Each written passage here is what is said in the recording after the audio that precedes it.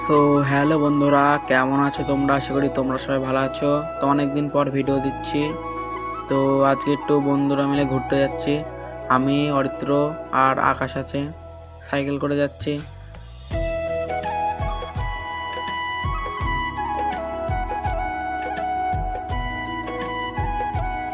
Cycle Michael leak হয়ে গেছে, cycle না চালিয়ে চলেছে, ঠিক আছে। এদিকে এটা আমাদের বাস স্ট্যান্ড, কৃষ্ণনগর।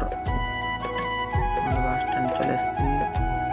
সামনে আমাদের বুড়িমা, এটা বুড়িমা তলা, কৃষ্ণনগর বুড়িমা।